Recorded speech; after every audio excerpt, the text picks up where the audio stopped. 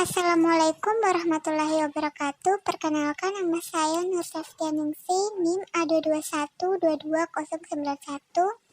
Saya dari kelas D dan Prodi Pendidikan Biologi. Baik, saya akan menjelaskan tentang materi anabolisme ekosistem. Baik, selanjutnya saya akan menjelaskan materi yang pertama, yaitu sejarah penemu fotosintesis. Pada tahun 1799, seorang dokter berkebangsaan Inggris bernama John Ingenhousz berhasil membuktikan bahwa proses fotosintesis menghasilkan oksigen O2. Ia melakukan percobaan dengan tumbuhan Hydrilla verticillata di bawah corong kaca bening terbalik yang dimasukkan ke dalam gelas kimia berisi air. Baik, materi yang kedua yaitu pengertian anabolisme. Anabolisme adalah lintasan metabolisme yang menyusun beberapa senyawa organik sederhana menjadi senyawa kimia atau molekul kompleks. Anabolisme memproses sintesis senyawa kimia kecil menjadi besar menjadi molekul yang lebih besar, seperti yang terjadi pada asam amino yang diubah menjadi protein. Dan selanjutnya, saya akan menjelaskan mengenai pengertian fotosintesis. Fotosintesis adalah tergolong sebagai anabolisme, yaitu reaksi penyusun atau sintetis dari senyawa anorganik menjadi senyawa organik.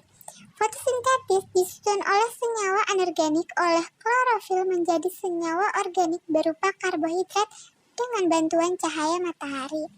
Percobaan awal tentang fotosintesis ini dilakukan oleh ilmuwan bernama Priestley yang membuktikan bahwa batang dan daun mint bisa membersihkan udara yang telah terkontaminasi nyala lilin.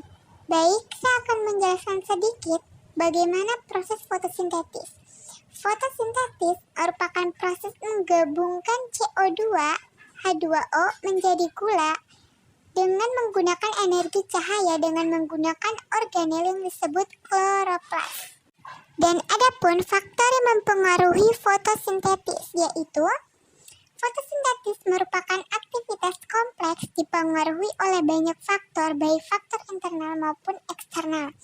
Faktor internal artinya bahwa fotosintesis dipengaruhi oleh faktor-faktor genetis dari tubuh tumbuhan itu sendiri. Faktor internal fotosintesis diantaranya klorofil. Klorofil, semakin banyak jumlah klorofil dalam daun, maka proses fotosintesis berlangsung semakin cepat. Pembentukan klorofil memerlukan cahaya matahari. Dan yang kedua ada umur daun. Umur daun mempengaruhi laju fotosintesis. Semakin tua daun, kemampuan berfotosintesis semakin berkurang karena adanya perombakan klorofil dan berkurangnya fungsi kloroplas. Dan yang ketiga ada tahanan daun. Dalam kaitannya dengan laju fotosintesis tanaman atau tumbuhan, tahanan daun berpengaruh terhadap difusi CO2 yang dilakukan oleh daun. Dan yang keempat ada intensitas cahaya. Laju fotosintesis maksimum ketika banyak cahaya. Cahaya matahari adalah sumber energi utama bagi kehidupan seluruh makhluk hidup di dunia. Bagi tumbuhan, khususnya yang berklorofil, cahaya matahari sangat menentukan proses fotosintesis. Namun, tingkat kebutuhan antar kelompok tumbuhan berbeda. Tidak pada setiap kondisi meningkatnya intensitas akan diikuti atau menyebabkan meningkatnya laju fotosintesis. Dan yang kelima ada konsentrasi karbon dioksida. Semakin banyak karbon dioksida di udara, makin banyak jumlah bahan yang dapat digunakan tumbuhan yang melangsungkan fotosintesis. Dan yang keenam ada suhu. Suhu adalah enzim-enzim yang bekerja dalam proses fotosintesis hanya dapat bekerja pada suhu optimalnya. Umumnya laju fotosintesis meningkat seiring dengan meningkatnya suhu hingga batas toleransi enzim. Dan adapun materi yang terakhir yaitu mengenai reaksi terang dan reaksi gelap. Reaksi terang yaitu merupakan langkah-langkah mengubah energi matahari menjadi energi kimia.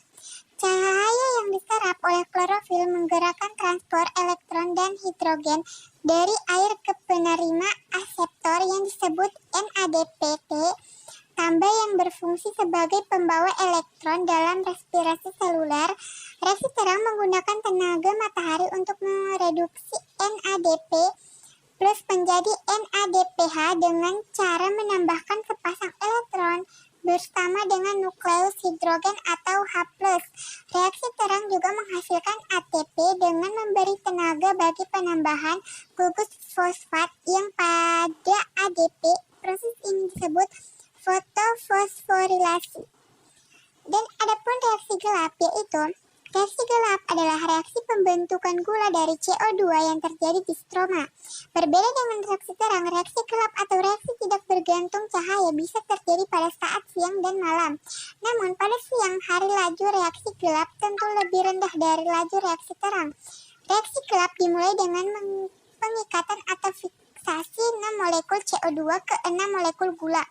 5 karbon yaitu ribosa 1,5 bifosfat dikatalisis oleh enzim ribosa bifosfat karboklase atau oksigenase yaitu rubisco yang kemudian membentuk 6 molekul gula 6 karbon. Molekul 6 karbon ini tidak stabil maka pecah menjadi 12 molekul 3 karbon yaitu 3 fotofogliserat. 3 fotofogliserat kemudian difosforilasi oleh 12 ATP membentuk 1,3 bifosfogliserat.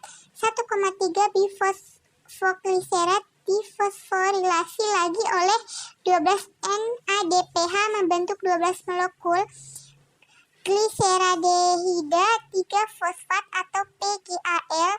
2 PGAL digunakan untuk membentuk 1 molekul glukosa atau jenis gula lainnya. Sedangkan 10 molekul lainnya difosforilasi oleh 6 ATP untuk kembali membentuk 6 molekul ribosa 1,5 bifosfat. Proses pengikatan CO2 ke RUBP disebut fiskasi. Proses pemecahan molekul 6 karbon menjadi molekul 3 karbon disebut reduksi dan proses pembentukan kembali RUBP dari PGAL disebut regenerasi. Fotosintesis ini disebut mekanisme CE3 karena melakukan yang pertama kali terbentuk setelah fiksasi karbon adalah molekul berkarbon 3. Kebanyakan tumbuhan menggunakan fotosintesis C3 disebut tumbuhan C3. Baik, sekian itu dari materi yang saya jelaskan tadi yang mengenai anabolisme ekosistem. Wassalamualaikum warahmatullahi wabarakatuh.